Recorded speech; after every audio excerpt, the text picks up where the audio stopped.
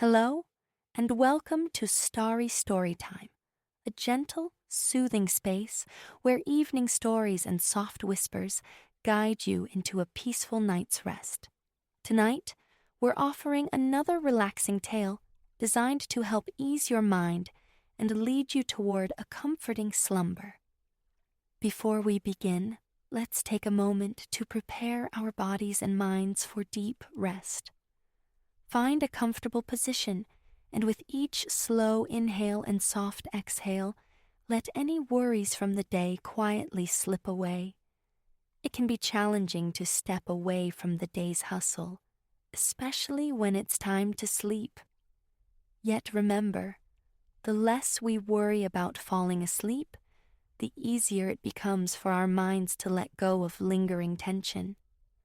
Allow the gentle rhythm of your breath to wash away any remaining concerns, and let tonight's story guide you into serenity.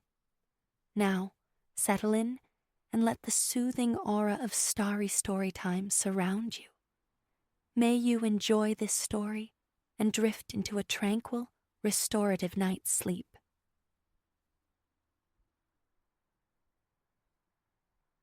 A soft percussion of rain drummed on Ilara's umbrella, a gentle rhythm accompanying her unhurried steps through the tranquil woods.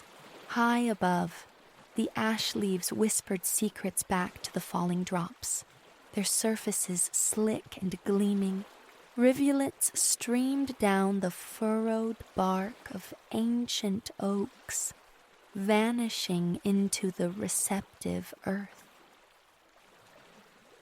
Though moisture hung heavy in the air, a surprising warmth enveloped her, a cozy counterpoint to the drizzle.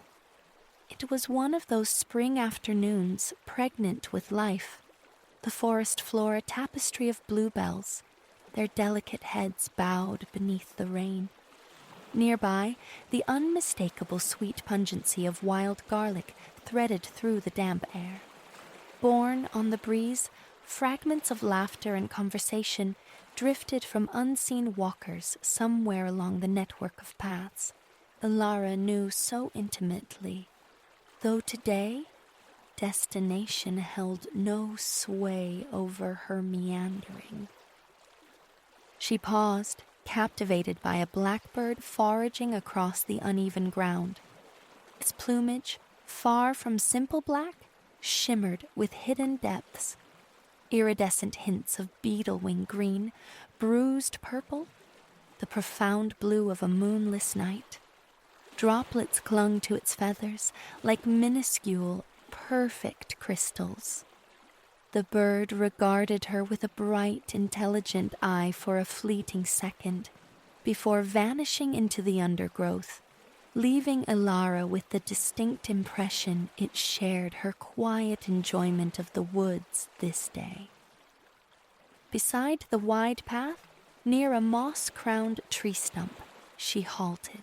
Closing her eyes, Ilara drew in a long, slow draft of the rich, loamy air, then released it just as deliberately, feeling the tension dissolve from her shoulders, melting away like mist. A profound sense of contentment washed through her, a quiet gratitude for the vibrant pulse of life surrounding her. Further on, the path converged at a familiar junction. Straight ahead lay the pond, where swans navigated the water with effortless grace. To the right, a track sloped downward toward wildflower meadows, holding the promise of glimpsing the year's first butterflies. Yet, Ilara felt drawn left, deeper into the woods. Here, the trees pressed closer, their canopy thickening, muffling the sounds of other people until they faded into serene silence. The trail opened unexpectedly into a clearing Ilara couldn't recall encountering before, yet its sudden appearance felt entirely welcome. A circle of ash trees embraced a small patch of luxuriant grass. Tucked to one side stood a wooden shed, draped in creeping ivy but appearing freshly painted in a deep forest green. Its door rested slightly ajar. Curiosity stirred within her. What might lie inside? Intrigued, she crossed the clearing towards it. Approaching, she noticed a gleaming brass plaque affixed to the door. It read, "Miniature Railway." Ilara reached out, her hand tentative, and pushed. The door swung inward without a sound, in silent invitation. This, she suspected, was no ordinary model railway. Inside, the shed defied its external dimensions, revealing a space far larger than anticipated. Cool darkness enveloped her, save for a single intense spotlight illuminating a long table. Beneath this focused beam lay a miniature railway, a breathtakingly detailed landscape evoking a perfect slice of English countryside. Rolling hills, dotted with sheep and cattle smaller than postage stamps, swept across the scene. A narrow lane wound past thatched cottages, their tiny gardens strung with minuscule lines of washing. At the Lilliputian station, a steam engine of deep sapphire blue waited patiently with 2 carriages. Across from it stood a silent, exquisitely crafted watermill beside its still pond. Leaning closer, Ilara absorbed the intricate details. A village church with a square tower overlooking a green where ducks preened beside impossibly small, fluffy ducklings. A greengrocer's shop receiving a delivery of infinitesimal tomatoes. A miniature milk float parked further down the lane. On the station platform, a conductor figure, clad in shirt and waistcoat, leaned nonchalantly against a lamppost. Her gaze followed the train tracks. They didn't loop back to the station, but instead meandered through the village, traversed the countryside, and disappeared into a tunnel carved into the landscape's edge. Where could such a mysterious tunnel lead? Then something else caught her eye. A coin slot set into the table's rim. The key, surely, to animating this silent world. But she was certain she carried no coins. Almost involuntarily, her hand slipped into her pocket. Her fingertips brushed against a cool, round metal object nestled in the very bottom seam. Strange, she had no memory of it being there. Lifting it out, she weighed the coin in her palm, tracing the worn, cool edge with her thumb, feeling its subtle chips and scuffs against her skin. The spotlight glinted off its surface, sending a delightful shiver down her spine. Ilara slid the coin into the slot and closed her eyes. She inhaled deeply, holding the breath for a suspended moment. As she slowly exhaled, she opened her eyes. She stood on the platform of a train station, bathed in the warm light of a spring morning somewhere deep in the English countryside. Glancing around, a jolt of recognition shot through her. It was the very station she had been gazing down upon only moments before. The model railway had sprung to life, and she was within it. Here, unlike the damp woods, blue skies arched overhead. The sun was diligently burning through the last vestiges of overnight mist. and the sweet aroma of freshly cut grass hung heavy on the still air. Moving away from the station's red brick building, Ilara stepped out of the shade, tilting her face to welcome the sun's warmth.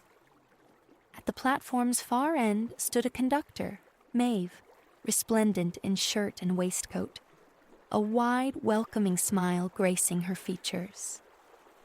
She waved. Two sharp, cheerful whistles pierced the air from the sapphire engine.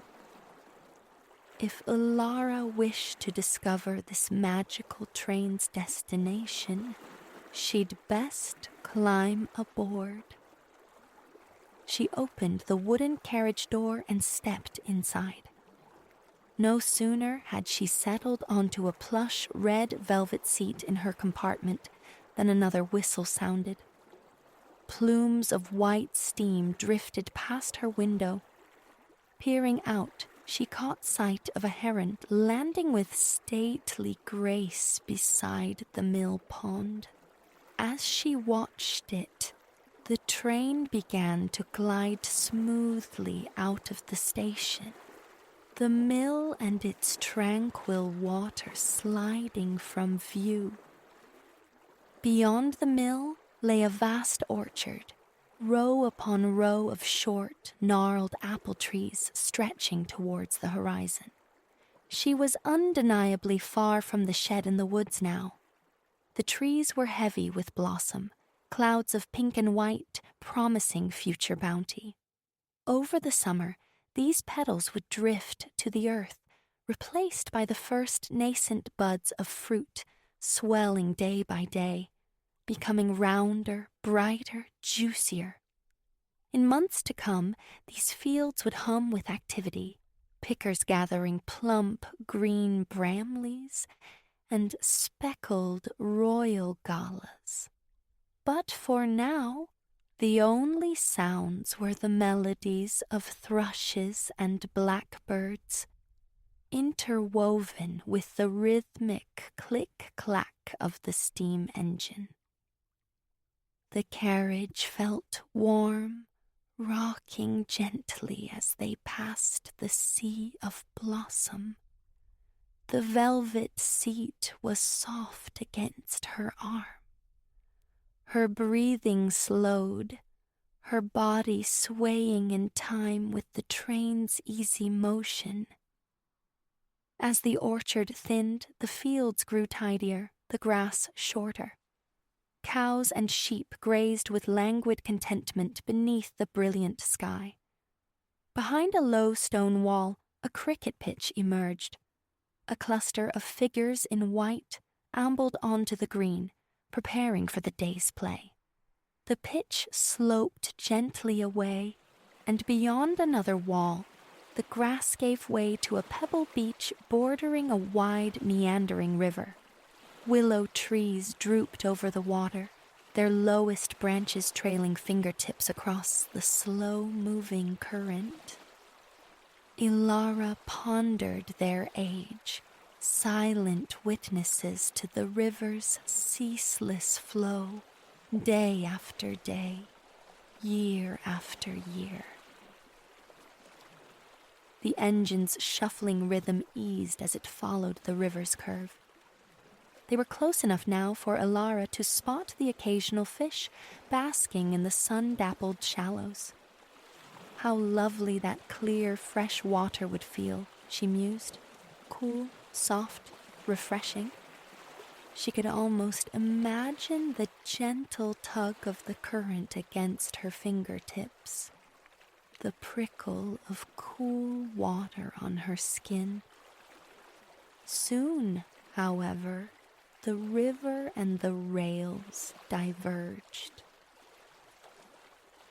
In the distance, a sandstone outcrop rose sharply against the clear sky. At its base yawned a tunnel, the very one that had intrigued her back in the shed. It drew steadily closer. Where would it lead? She pressed her face to the window, looking back as the train eased into a gentle leftward curve. The glass felt warm against her cheek. Through a shimmering heat haze rising from the ground, the entire village lay spread out below. The river and the cricket pitch, the orchards and fields, the church spire and the mill. A portrait of perfect tranquility. With one last backward glance, Elara closed her eyes and settled deeper into her seat. Darkness enveloped the carriage as the train plunged into the tunnel. She took a moment to scan her body, noticing any lingering tension. With a single deep breath, discomfort dissolved. She felt grounded, her body pleasantly heavy against the soft velvet. She knew they had emerged when the profound darkness abruptly shifted to a cool, bluish light. Opening her eyes, she gasped. Towering spruce and pine trees, mantled in thick snow, slipped past just feet from the window. It was as if the magical train had traversed not just space, but seasons, leaping from English spring to alpine winter. The trees momentarily parted, revealing a breathtaking panorama. The tunnel had delivered her to the floor of a wide valley, flanked by immense, craggy mountains. A fresh, thick blanket of snow covered the fields, stretching between the train and the steep slopes. Above, heavy gray clouds hinted at more snow to come. Before she could take it all in, the trees closed in again. But she noticed the landscape scrolling past her window with decreasing speed. Leaving her compartment, Elara walked down the corridor to peer out the opposite side. Here, snow-frosted boulders lay scattered at the base of sheer, dark gray cliffs ascending towards the sky. The tracks were clearly hugging the curve of another mountain. She felt the brakes engage as the train glided to a smooth halt at a minuscule station, little more than a concrete platform with a few bright red seats beneath a simple plastic shelter. The lack of buildings afforded an unobstructed view back down the valley. Before her, an expanse of untouched white snow stretched into the middle distance, while great sloping banks of pine climbed the valley sides. The valley narrowed towards a cluster of colossal mountains, their high, jagged peaks wreathed in swirling clouds. An urge to explore this wintry platform arose, but Elara glanced down at her jacket, suitable for a damp spring walk, but hardly for this snowy realm. Just as she wondered what to do, an overhead locker clicked open. A pair of thick black winter gloves tumbled out. Smiling, she picked them up and peered inside the locker. Remarkable luck. A knitted hat lay within, white wool flecked with gray, alongside a long padded jacket. Slipping it on felt like being cocooned in a soft, warm duvet. She ambled towards the carriage end, pulling on the hat and gloves. Reaching the door, she turned the silver handle and stepped lightly onto the snow-covered platform. A satisfying crunch echoed in the crisp air. The powder was even deeper than it looked. A light breeze stirred the topmost layer of snow into dancing spirals around her ankles, and the chilled alpine air tingled against her nose and cheeks. From this vantage point, the entire valley unfolded before her. These mountains, she realized, had stood here, silent and immense, for millennia. Their peaks remembered Pangaea. They had witnessed countless sunrises and sunsets, and would continue their vigil for eons more. Their great ridges and spines were sculpted slowly, patiently, by wind, water, and time. It struck her then.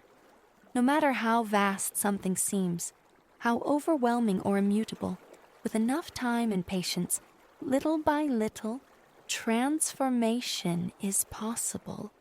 She stood for a moment, allowing gratitude for the magnificent scene to fill her. Magical though the view was, the warmth of the carriage beckoned. Retracing her steps, she climbed back inside.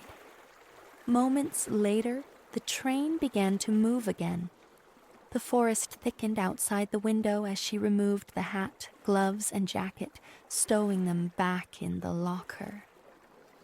Just as she clicked it shut, the train entered another tunnel, sparking fresh anticipation. Where would this passage lead? Abruptly, the grays and whites of the mountains dissolved into a hazy oceanic blue, and the resonant sound of heaving, rolling surf filled the carriage.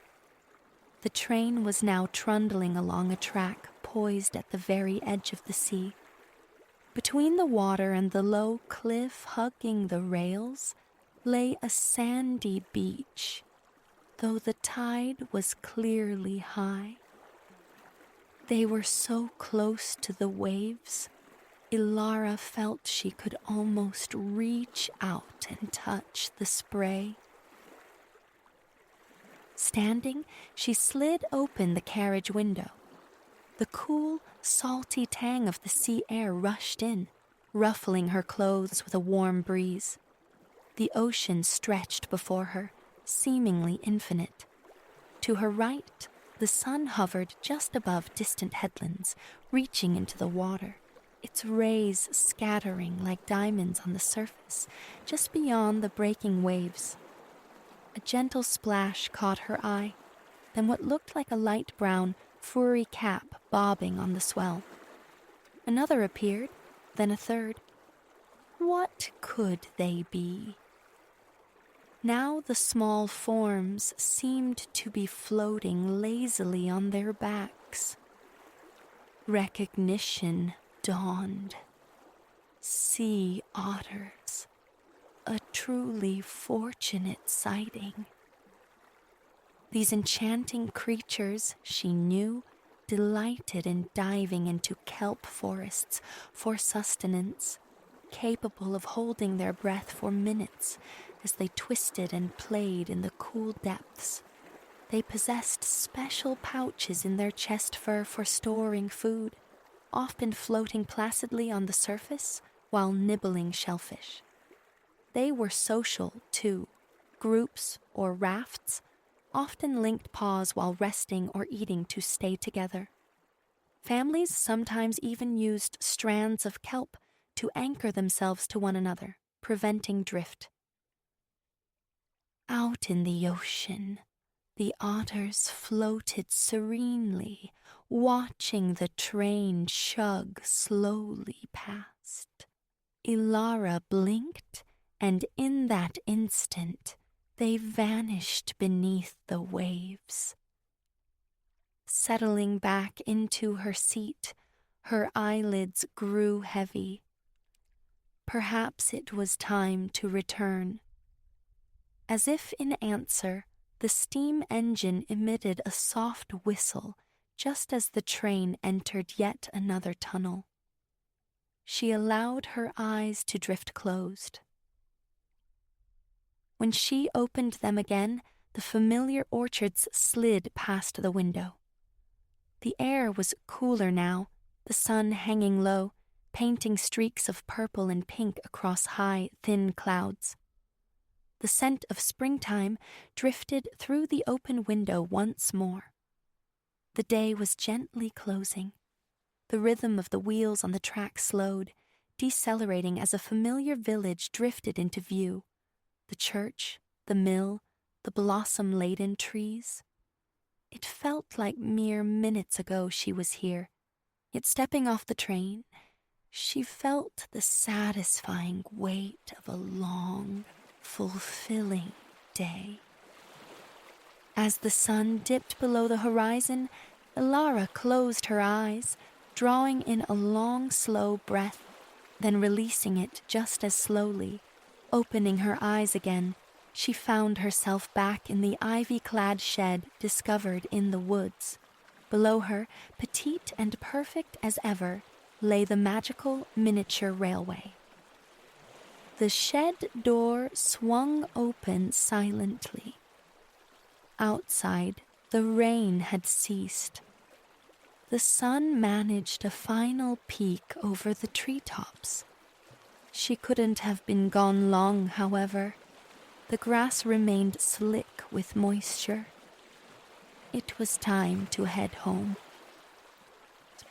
Leaving the shed, Ilara walked slowly across the damp grass towards the path she had followed that morning. The sounds of muffled conversation and laughter drifted back from deeper in the woods, punctuated by the distant call of a swan. As she reached the trees, she stole a glance back towards the clearing. To her astonishment, the shed was gone. No trace remained. Where the structure had stood moments before, only emerald grass swayed, glossy and undisturbed by anything more than the recent rain. A smile touched Ilara's lips as she walked deeper into the trees. Perhaps one day she would wander this way again and rediscover the magical railway. She hoped so, but she carried a quiet certainty that if another adventure awaited her, it would find her when the time was right. A blackbird darted across the path ahead, a twig clutched firmly in its beak. Sunlight, filtering through the canopy, dappled the woodland floor in shining pools, illuminating the lingering dampness from the morning's shower. With one final deep breath drawn in and slowly released, Ilara turned towards the comforting familiarity of home. Within the heartwood of an elder forest, where sunlight filters through leaves like stained glass, and the air hums with unseen energies, lies a sanctuary. Verdant ferns unfurl beside clusters of violet starbloom, carpeting a realm apart, a haven woven from magic and leaf. Here, amidst blossoms exhaling perfume and trees whose boughs scrape the clouds, creatures of myth make their dwelling. Their refuge, a clandestine garden, conceals itself behind a shimmering cascade of restless ivy, a living curtain guarding its secrets. Beyond it, emerald grasses climb, blade upon blade, reaching skyward until they form a dense, whispering ceiling, rendering the arched entryway nigh invisible, a seclusion cherished by its inhabitants. Yet, whispers of this enchanted enclave have on occasion drawn the bold and the curious. Adventurers, fueled by legend, have navigated the forest's depths, sometimes even slipping past the sentinel charged with the garden's protection. This guardian, Ethelred, is a paradox of forms. The discerning head of a lynx, the vast, feathered pinions of a peregrine, fused to the tawny, powerful body and tail of a lioness. Its eyes, great orbs of molten gold swirled with brown, hold pupils as dark and almond-sharp as obsidian shards. Though armed with formidable claws and teeth, meant to deter intruders, Ethelred possesses a soul gentle as summer moss. It would sooner swat a drifting seed pod than cause harm. This placid demeanor, the kindness pooling in its gaze, belies a latent power. the ability to weave spells that could unravel a human's very name from their memory. Ethelred stands as one of the earliest entries in the forest's chronicle, the Viridian Bestiary. This tome, bound in supple hide with gilded script curling across its cover, rests beneath a crystal cloche upon a weathered stone plinth within the rose arbor. It meticulously documents the garden's denizens, their arrival, their unique gifts, their designated roles. Ethelred's entry confirms its ancient duty, keeper of the gate.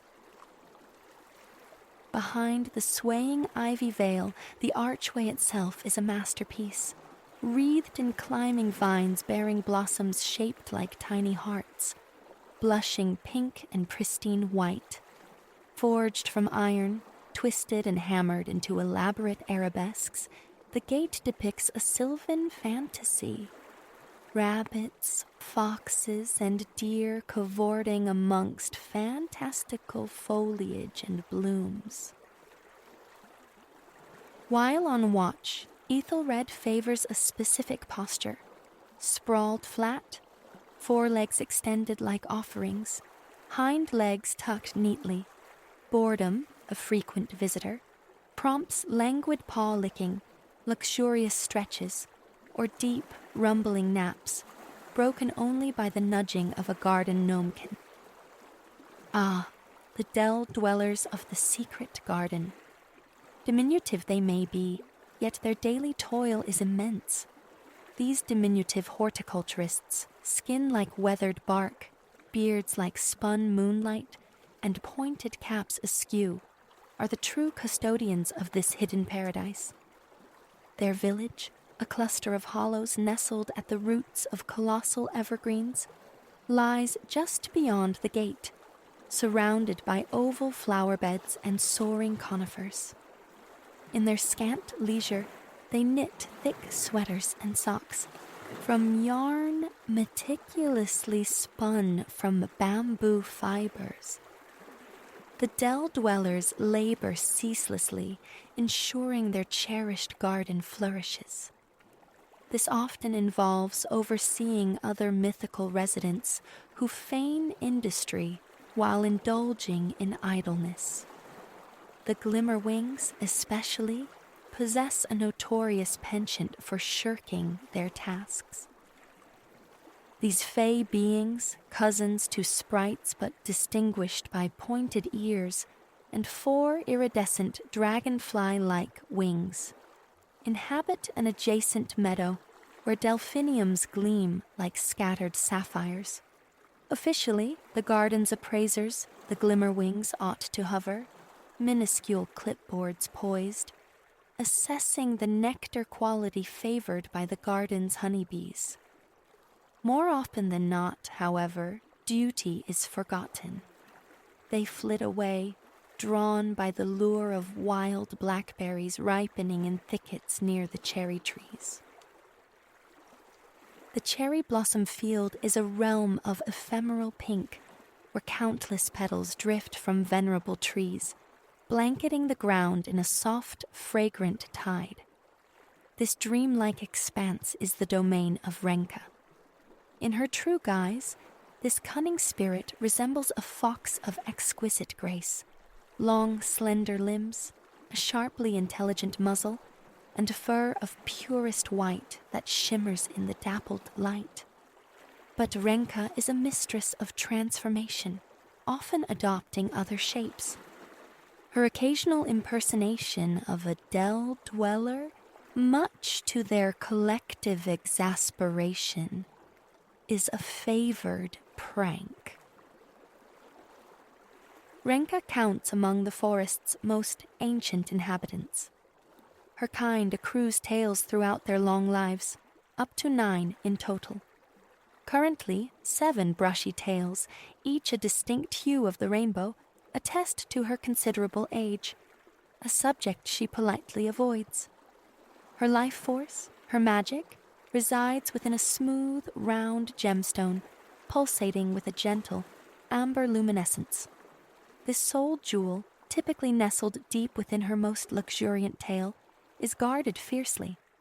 When assuming other forms, a panda perhaps, whose black and white fur contrasts pleasingly with the collar, she wears the gem upon a white leather band studded with tiny gold stars. In her vulpine shape, she delights in the languid hours beneath the cherry boughs, meticulously grooming as pink petals descend like silent snowfall. 2 centaurs also roam the garden paths. They favor dawn strolls through the cherry blossoms when dew jewels every leaf and petal. Brother and sister, these half-human, half-equine beings, present a study in contrasts. Corvus, the brother, stands a commanding 7 feet, possessing the glossy black mane of a proud stallion, sun-kissed olive skin, and thoughtful hazel eyes. Althea, his sister, slightly shorter, boasts a fair complexion, cheeks flushed like roses, and eyes the startling blue-green of tropical waters. Her platinum blonde mane cascades in a single, thick braid reaching her knees. Corvus and Althea share a vital, albeit infrequent, responsibility. They are tasked with discreetly guiding unexpected visitors back towards the arched gate, where Ethelred waits to gently erase their memories of the hidden place. They then observe silently as the bewildered humans depart through the ivy curtain. Though intrusions are rare, the centaurs approach their duty with solemnity, bound by a deep friendship with the dell dwellers. According to the dell dwellers, trespassers, particularly humans, represent a significant threat. Humans, they grumble, bring disruption. They pluck the golden sun blossoms with no thought for the gentle ogres who painstakingly cultivate them. They carelessly crush beds of scarlet poppies and pink tulips, tended with immense patience by the garden's bramblehorn. This imposing figure, a man's torso atop powerful bovine legs, complete with a bull's head, long brown tail, and wielding a gleaming silver axe, invests years in nurturing his floral charges, sighing profoundly when his work is trampled. The dell dwellers find it perplexing that some of their mythical neighbors claim kinship with humans, yet those creatures often counsel understanding. Most humans, they argue, are merely curious, their intentions harmless. Still, some dell dwellers mutter amongst themselves, questioning whether the gentle Ethelred remains suitable for gate duty. Perhaps the formidable bramblehorn would prove a more effective deterrent. To deliberate such matters, the dell dwellers convene a council of elders, meeting occasionally in a circular clearing amidst a sea of daisies. Today, the question of Ethelred and its role is revisited. One elder, her pointed hat pulled so low it obscures her eyes, argues that the guardian is no longer fit for purpose. Her attire, a white frock, yellow sash, and green cap, mirrors the daisy field precisely, prompting speculation about deliberate camouflage. Humans, she contends, have learned the ways of sphinxes. They know of their fondness for riddles and bargain passage by offering to solve one. However, the presiding elder offers a counterpoint. Perhaps the solution lies not in replacing Ethelred, but in arming it with more challenging enigmas. True conundrums that would baffle even the sharpest human minds. Yet, when the elder in white requests an example, the head Dell Dweller frowns, admitting his own inability to craft rhymes sufficiently perplexing to thwart determined intruders. "Allow me," volunteers another elder, clad in a blue tunic and black hat, stroking his extensive beard. "I wear an eye of blackest night. My hair is golden, bold and bright," he recites. "My feet are planted, strong and sound. I turn my face where sun is found." What am I? A collective shake of heads ripples through the council. A sunflower, they murmur in unison. Far too simple. After much contemplation, the Dell Dwellers concede that their expertise is too deeply rooted in horticulture. Human ingenuity would likely always unravel their garden-themed riddles. "Best leave Ethelred at the gate," concludes the head elder. All factors weighed, the lynx falcon lion remains the most adept at handling human curiosity. Crucially, it alone possesses the magic to veil memories, should the need arise. With the matter settled, the Dell Dwellers disperse, returning to their root-hollow homes or their meticulously tended plots. When not luxuriating beneath the cherry blossoms, Renka fulfills her duty as the garden's messenger, relaying the Dell Dwellers' directives to other inhabitants. Her first call takes her to the topiary garden, where Triform dedicates its days to shaping dense evergreen shrubs into fantastic figures. Triform is, arguably, the most gifted gardener of them all, a surprising feat given its composite nature. It possesses 3 distinct heads, one of a goat, another of a lion, the third a serpent, each with its own perspective. Yet gardening is the singular passion uniting them. When sculpting foliage, the 3 heads operate in remarkable harmony, their combined creativity yielding breathtaking results. Triform cultivates towering boxwoods in varying shades of green, transforming them with pruners, shears, and immense loppers into living sculptures. Gargoyles contemplate eternity, carved from solitary bushes, fists propping chins. Grinning trolls, their bushy hair sculpted skyward, emerge from broad hedges. Its creations often honor fellow garden residents. One such figure depicts the colossal serpent, Coilfang, whose task is to prepare land for new plantings, plowing vast tracts with its formidable fangs. Triform renders its serpentine friend as a perfect circle, mouth engulfing tail. Beside it stands a representation of Cinderwing, the majestic firebird, sculpted from a honeysuckle bush, whose red firecracker-shaped blooms and tiny golden bell-like flowers evoke the creature's fiery essence. This juxtaposition is deliberate, nodding to the age-old rivalry between serpent and bird. The crux of their dispute: immortality. Coilfang insists the garden has room for only one emblem of eternal renewal, of endless beginnings.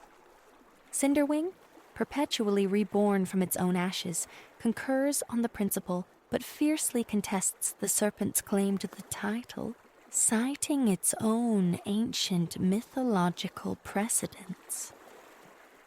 The truth of their origins, however, is lost. Any definitive record vanished long ago, consumed by fire, according to Cinderwing. It once possessed an ancient papyrus scroll detailing its genesis, settling the matter of seniority. When the Council of Elder Dell Dwellers convened to mediate, they requested this proof.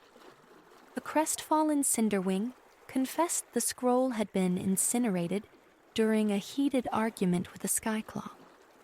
This erstwhile friend, a proud hybrid of eagle and lion, had declared itself the ultimate mythical bird, shattering Cinderwing's last shred of patience.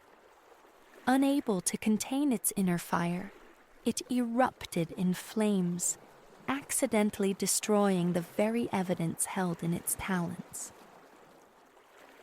How, Cinderwing lamented to the council, could a Skyclaw, a creature only part avian, dare claim superiority? Griffins are intelligent, certainly, a trait evident in their keen eagle features, and strong, thanks to their lion bodies and sharp talons. But this does not a great bird make, Cinderwing asserted. A phoenix lives forever. What surpasses that? What of a serpent that lives forever? The head Dell Dweller had interjected, gesturing towards Coilfang, which had been silently encircling the assembly. And so, lacking proof, Cinderwing reluctantly agreed to share the title of Premier Immortal with Coilfang, extracting only the council's affirmation that it, the magnificent Cinderwing, was undeniably a finer bird than any Skyclaw. Agreed, declared the Dell Dwellers, closing the case. As twilight deepens, painting the sky in bruised purples and dusky oranges, most garden dwellers conclude their labors. The sun dips below the forest's edge, ushering in a starlit hush. Yet for 2 inhabitants, the workday is just commencing. Hoarfrost Jotun emerges from his shadowed cavern as the celestial vault turns obsidian, sprinkled with diamond dust. This colossal giant, sculpted from deep blue, multifaceted ice, possesses 2 crystalline horns, eyes that glow with cold light, and a beard of glittering white icicles. He wields a massive gold and silver sledgehammer, often employed to clear terrain for new growth. His cave lies at the garden's heart, within a modest peak whose solitary summit just pierces the forest canopy. An ideal vantage for his duties as senior irrigation specialist, a title he bears with immense pride. Ascending to the peak, the frost giant draws a profound breath. His exhalation releases a cool, mist-laden breeze across the land, scattering millions of minute ice particles.